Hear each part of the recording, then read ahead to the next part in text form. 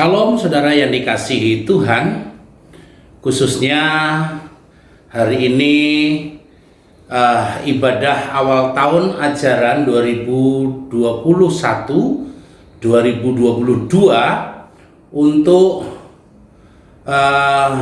PGTK Happy Holy Kids Depok, SD SMP Holy Faithful Obedient Depok, dan PGTK Holy Faithful Obedient Sawangan yang hari ini bersama-sama berkumpul dalam sebuah acara ibadah awal tahun ajaran dengan tema segala perkara dapat kutanggung di dalam Dia yang memberikan kekuatan kepadaku. Filipi pasal 4 ayat 30 bersama ayat 13 ya. Bersama dengan Pendeta Asmoro, hari ini saya ingin bersama-sama menyampaikan kebenaran firman Tuhan, baik untuk anak-anak yang ada berkumpul dan juga dengan orang tua yang juga bersama-sama beribadah pada awal pembukaan tahun ajaran baru ini. Terima kasih untuk kesempatannya. Terima kasih sekali. Salam hormat saya kepada ketua yayasan, para guru, wali kelas, dan para karyawan yang bersama-sama berkumpul di dalam media online ini. Terima kasih, Tuhan Yesus memberkati. Sebelum kita mendengarkan kebenaran firman Tuhan, kita akan berdoa terlebih dahulu.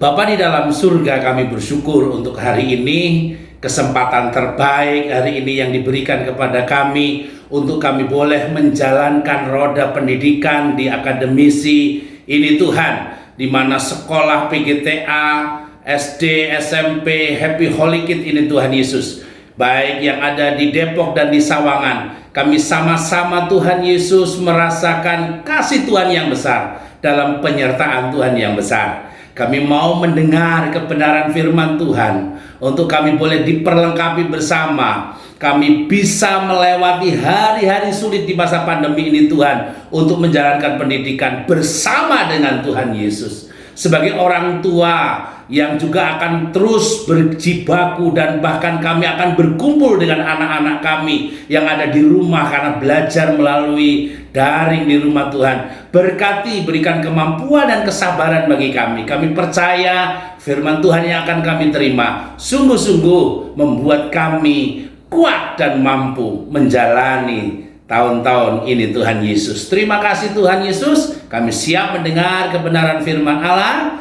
Haleluya.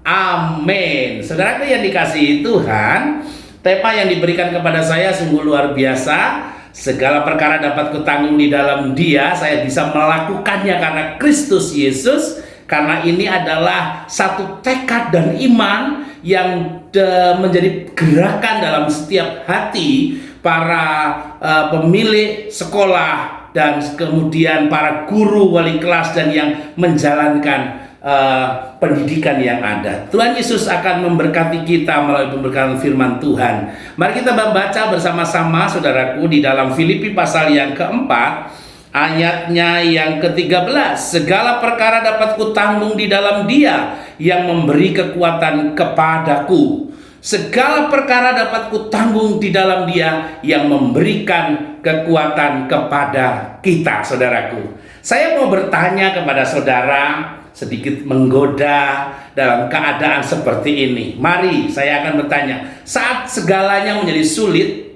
siapa yang kita andalkan? Saat segalanya menjadi ribet, sulit, dan semuanya, ya siapa yang tidak tahu dampak dari pandemi ini? Siapa yang kita andalkan? Pertanyaan ini bukan kurang alasan untuk saya menyampaikan pertanyaan ini. Karena di hari-hari seperti ini, seringkali saya menjumpai orang yang sudah meragukan apakah Tuhan itu ada, Tuhan itu benar-benar bekerja, bahwa Tuhan itu benar-benar berperkara atau membela kita.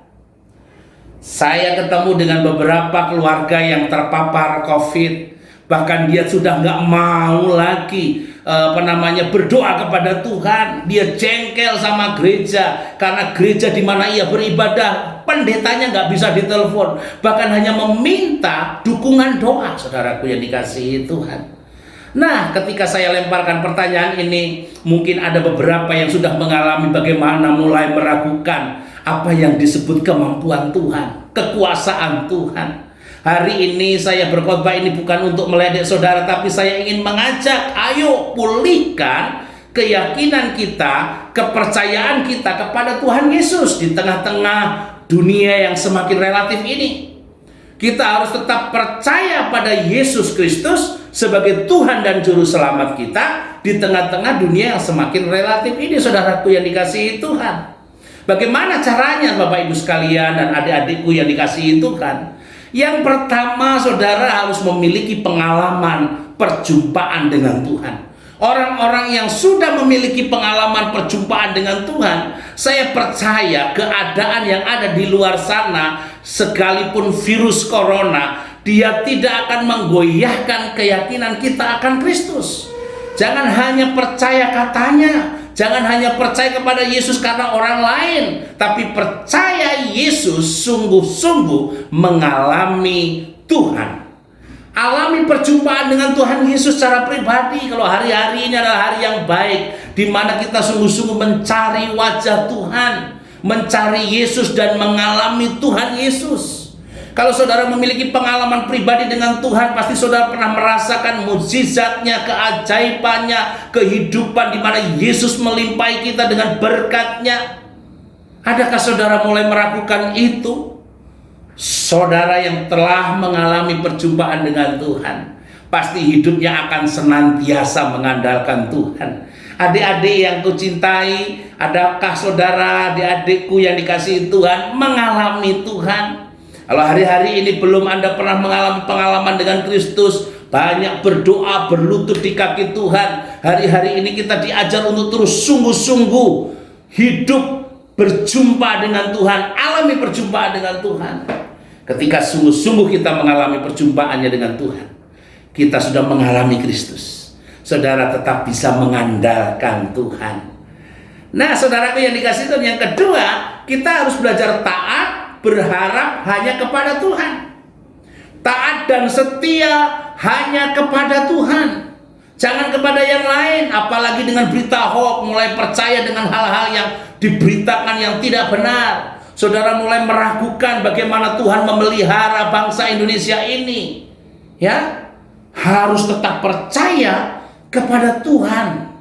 Mempercayai Tuhan dengan sungguh-sungguh. Ya, ajarku berharap hanya kepadamu Tuhan. Dan taat dan setia hanya kepada Tuhan. Pengalaman perjumpaan pribadi dengan Tuhan akan membawa kita dalam step yang kedua ini. Bagaimana kita terus belajar, bagaimana hanya berharap kepada Tuhan. Taat dan setia kepada Tuhan. Orang-orang yang sudah mengalami perjumpaan pribadi, saya sendiri mengalami perjumpaan pribadi dengan Tuhan, sehingga saya tidak bisa tidak untuk hidup terus bergantung harap hanya kepada Tuhan, taat dan setia hanya kepada Tuhan. Dan yang ketiga, saudaraku yang dikasihi Tuhan, Tuhan lebih dulu melayani kita. Tuhan melayani kita lebih sungguh-sungguh. Artinya apa? Yang ketiga, kita harus belajar melayani, belajar hasrat, belajar melayani sesama, sama melayani Tuhan. Itu bodoh, sami mawon. Kalau kita sudah diberi berkat, sudah mengalami perjumpaan dengan Tuhan, kita harus belajar memiliki hati yang seperti Tuhan Yesus miliki. Hati Yesus melayani. Di tengah-tengah kesulitan seperti ini, kita harus tetap melayani, tetap mengasihi, tetap menjadi orang yang menjadi berkat kepada orang lain. Ya, saudara, kalau mau lihat apa arti melayani di tengah-tengah pengalaman yang sulit, saudara tinggal buka YouTube-nya GBI Margonda Depok, GBI Depok nih, GBI Kamboja Depok, itu ada bagaimana kami harus memberi di saat yang sulit. Saudara, buka aja YouTube-nya gereja GBI Depok tuh, GBI Kamboja Depok, ada YouTube tentang khotbah saya itu, bagaimana harus memberi di tengah masa yang sulit. Harus melayani. Dengan pengalaman ini kita akan terus berharap, bergantung kepada Tuhan, mengandalkan Tuhan. Adik-adik yang dikasihi Tuhan, anak-anakku yang dicintai oleh Kristus, Belajarlah nak untuk terus berharap kepada Tuhan dengan cara apa? Melayani sesama di rumahmu. Kalau kamu belajar melayani, kau akan merasakan bagaimana Tuhan mengasihimu. Dan yang keempat, saudara yang dikasihi Tuhan, bagaimana kita terus mengandalkan Tuhan, bagaimana kita terus berharap kepada Tuhan, yaitu tadi, andalkan Tuhan. Roma 8 ayat 31 mengatakan, jika Allah di pihak kita, siapa yang lawan kita? Mengandalkan Tuhan, kita tahu bahwa Tuhan itu betul-betul yang bisa kita andalkan. Ketika Allah yang betul-betul bisa diandalkan, kita tidak akan ragu lagi berkata kepada musuh, siapa lawan ente? Siapa lawan gue? Kagak ada. Hanya Tuhan andalanku. Kenapa? Tuhan ada di pihak kita. Tuhan tidak akan pernah membuat kita terpuruk dan jatuh dan hancur. Saudaraku yang dikasihi Tuhan, Dia sangat mengasihi kita. Dan untuk menggambarkan hal ini, saya ingin mengambil satu kisah yang ada di dalam Lukas pasal 5 ayat 17 sampai 26. Lukas pasal yang ke-5 ayat 17 sampai ayatnya yang ke-26. Saya akan membacakannya bagi Bapak Ibu sekalian. Haleluya. Nah, Lukas pasal 5, 17, 26 ini ingin saya gambarkan bahwa bagaimana ada seorang yang sakitnya sakit lumpuh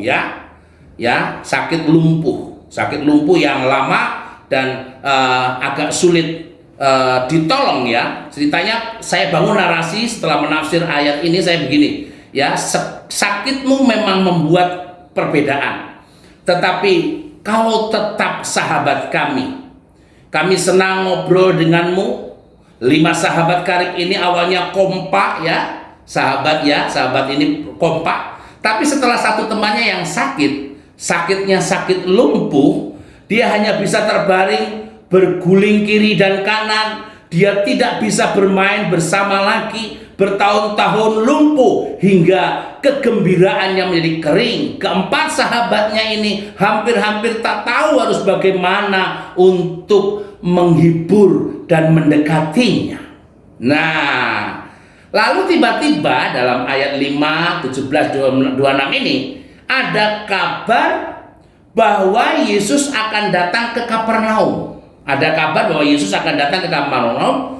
Segera mereka mendatangi si temannya yang sedang lumpuh, dan dia berkata, "Hei teman, Yesus lagi mampir ke Kapernaum. Ayo kita ke sana. Kita bisa minta Yesus menyembuhkanmu seperti yang dia lakukan kepada orang lain." Karena mereka sudah mendengar bagaimana Yesus menyembuhkan orang-orang sakit, orang-orang lumpuh. Saudaraku yang dikasihi Tuhan, si lumpuh hanya membalikkan badan di tempat tidurnya.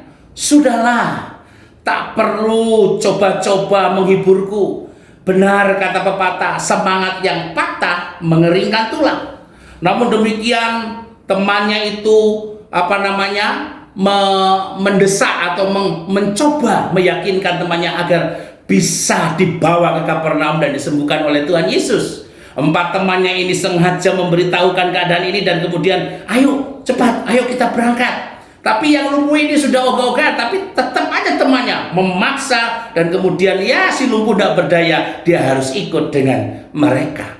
Nah, waktu digotong ya, mereka berlima menuju Kapernaum. Dalam sepanjang perjalanan di gerobak tempat dia dibaringkan, dia terus mengeluh ya. Jalan tidak rata lah, panas terik lah, posisi baring tidak enak lah. Sementara keempat sahabatnya mendorong gerobak itu sambil bernyanyi gembira karena ada harapan temannya akan disembuhkan.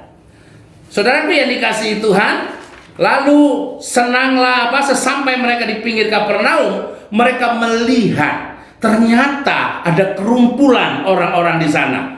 Tapi mereka tidak bisa masuk. Karena apa? Banyaknya orang berkerumun dan melihat Yesus mengajar. Mereka nggak bisa masuk, ya.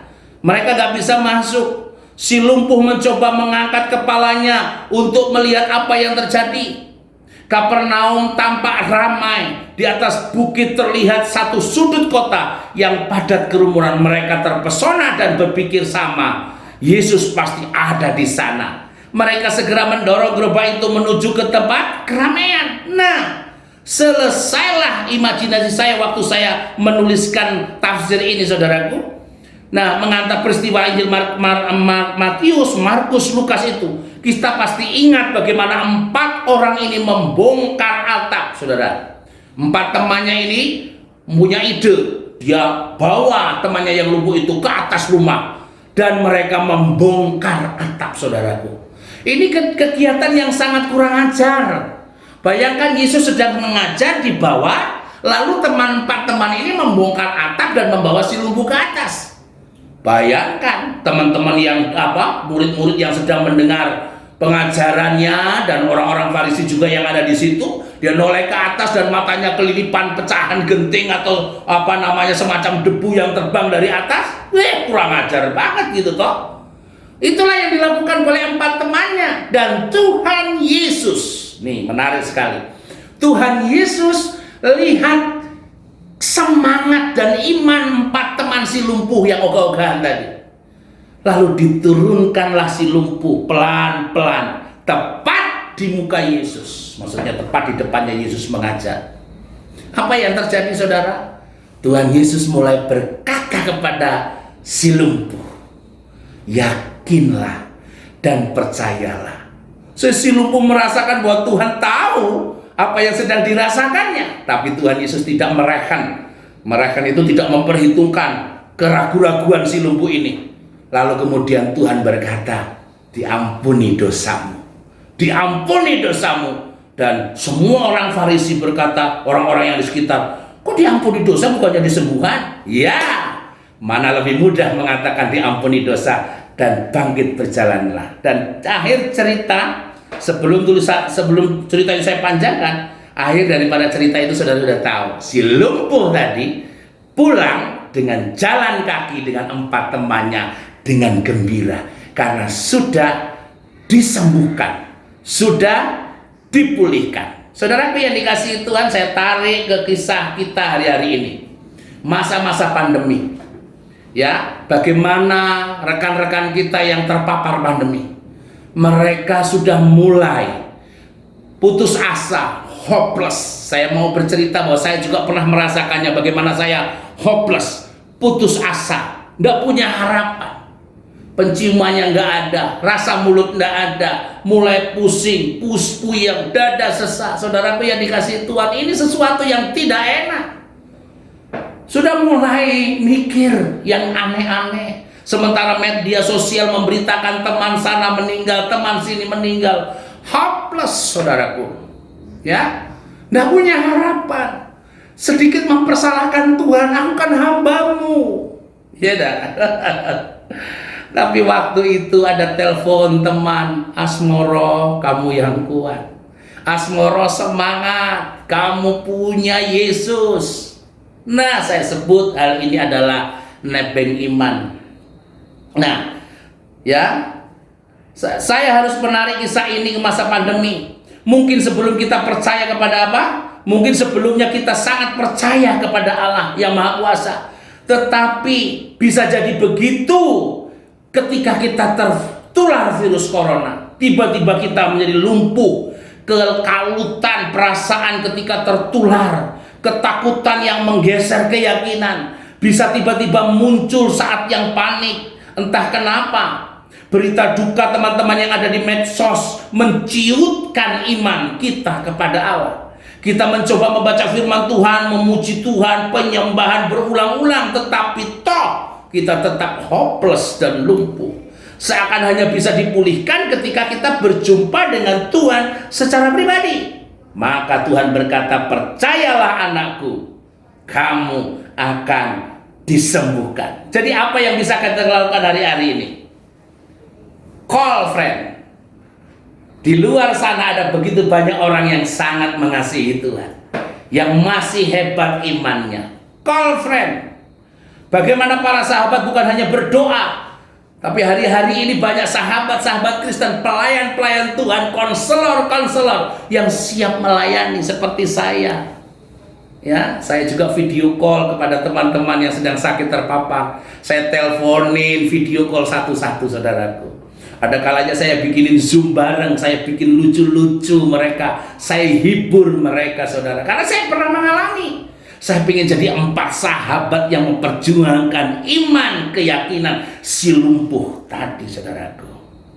Apa yang saya kerjakan selain itu? Bukan hanya itu. Saya beli ayam. Ada orang kasih ayam, telur, masak yang banyak. Ya. Kemudian saya olah masakan yang enak-enak. Saya kantongin, saya centelin di rumah-rumah orang yang sedang melaksanakan isolasi mandiri. Ya. Saya centelin, tante, ini saya centelin ya, makanannya enak ya, biar cepat pulih. Saya pergi, saya centelin lagi dan seterusnya. Dan mereka bersuka cita. Dan beberapa hari kemudian dia telepon, oh makasih, aku sudah bisa cium istriku lagi. Aku sudah cium anakku lagi, aku bisa merasakan lagi. Puji Tuhan, dipulihkan. Beberapa berkesaksian, aku sama sekali gak ada harapan sebelum Om datang dengan bingkisan yang dicentelkan di depan rumah. Ternyata ada yang masih peduli dengan aku. Saudaraku yang dikasihi Tuhan, tetap percayalah kepada Tuhan.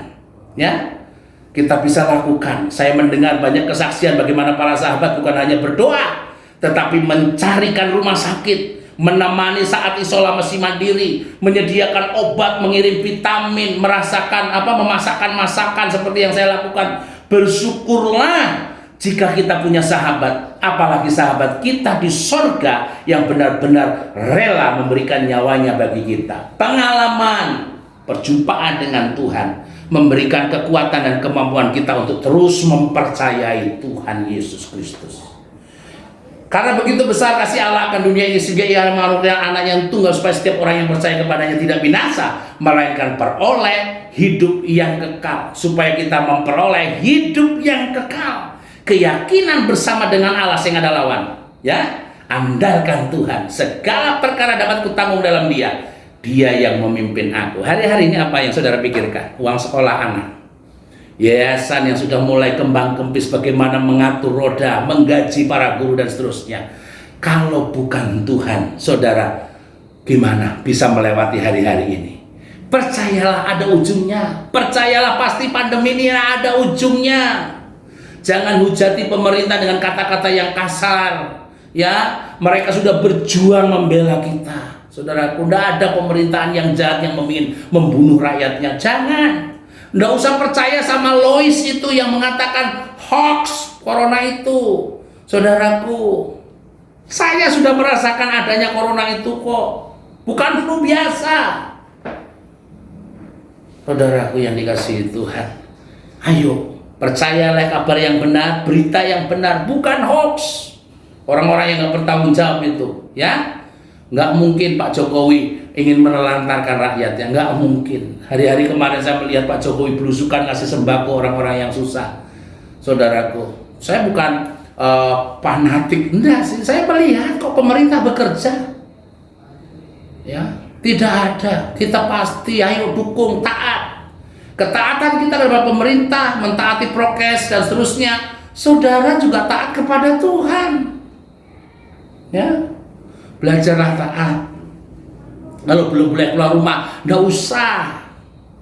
Saudara jangan salahkan, oh itu kemarin habis Idul Fitri, alah bohong. Saudara yang dikasih Tuhan begini loh, yang Idul Fitri kan mereka. Saudara yang jalan-jalan saya lihat kok. Saya lihat beberapa status Facebook dan Instagrammu, kamu jalan-jalan keluar, aku tahu kok. Ya, ayo, udahlah kita ini salah kita bersama, jangan salahkan siapa. Tapi kita harus introspeksi diri. Bagaimana kita hidup bertanggung jawab. Taat kepada pemerintah, taat kepada firman Tuhan, hidup benar di hadapan Kristus, mengandalkan Tuhan. Di hari-hari seperti ini bukan saatnya kita saling menyalahkan. Tapi kita harus belajar betul-betul hidup mengandalkan Tuhan. Jika Tuhan di pihak kita, tidak ada lawan yang lain. Lawan yang lain semua lewat. Andalan kita hanya Tuhan Yesus Kristus. Allah mengambil kemampuan kita yang terbatas dari memakainya untuk rencana Allah yang besar. Oleh karena itu kita sebagai umat yang percaya mempersembahkan dengan tulus dan benar. Ayo, apa yang bisa kita kerjakan untuk menolong pemerintah kita ini? Nggak usah yang besar-besar kita ngasih berapa ton oksigen. Nggak usah, saudara, itu biarin orang-orang kaya yang seperti Sinarmas begitu. Silakan. Yang bisa kita lakukan, taat sama peraturan yang dibuat. Nggak ada ruginya. Kita sudah lihat negara-negara yang bisa taat rakyatnya dengan pemerintahannya, cepat bisa menanggulangi COVID ini, saudaraku yang dikasihi Tuhan. Ya, untuk melakukan hal-hal yang besar, mulailah dengan hal-hal yang kecil. Kita melayani nggak harus dengan perkara-perkara yang hebat, dengan hal-hal yang sederhana kita bisa lakukan. Pengalaman besar bagi orang-orang yang sederhana sudah kita lihat di Alkitab, ya, seperti Daud yang diurapi Tuhan, siapa yang sederhana yang dipakai Tuhan, saudara mengandalkan Tuhan dan seterusnya, ya. Allah tidak terlalu tertarik dengan kemampuan kita dan kekurangan kita. Allah memperhitungkan kemungkinan yang terdapat dalam hidup kita. Yang dicarinya adalah orang-orang yang menerima tantangan dan kehendaknya, saudaraku. Berhentilah menceritakan visimu kepada orang lain karena mereka tidak bisa melihatnya. Mengapa kamu membayangkan memiliki hal-hal yang mewah dalam hidupmu, dalam keadaan ekonomi yang baik engkau bisa membeli mobil dan seterusnya? Nah, ya, berhentilah. Kenapa? Karena Allah mau memberitahukan apa yang Dia miliki untukmu. Carilah kerajaan Allah dan kebenarannya, maka semuanya itu akan ditambahkannya kepadamu. Cari Tuhan, andalkan Tuhan. Sekarang nggak usah banyaklah mimpi-mimpi yang gitu-gitu. Yang penting bisa bertahan hidup dan bisa makan, itu udah jagoan banget, ya kan? Dan yang lebihnya kita memuliakan Tuhan. Kalau kita punya lebih, berbagilah dengan sesama. Saudara kunjungi Instagram saya, Facebook saya, saudara akan melihat bagaimana saya berbagi, menolong sesama, berbagi hidup. Bukan tambah miskin, tapi tambah diberkati Tuhan. Haleluya. Saudaraku yang dikasihi Tuhan, saya percaya setiap kita adalah anak-anak Tuhan yang sudah percaya kepada Tuhan. Keluargamu milik Kristus, anak-anakmu milik Kristus. Dan kita hidup harus untuk Kristus. Orang yang berbahagia adalah orang yang hidup dalam pemeliharaan Tuhan hari lepas hari. Tuhan tidak pernah membuat kita terjatuh sama sekali dan hancur sama sekali. Dia pasti memperhitungkan seru, doa, dan kerang kita di hadapannya. Kita mengerang di hadapannya.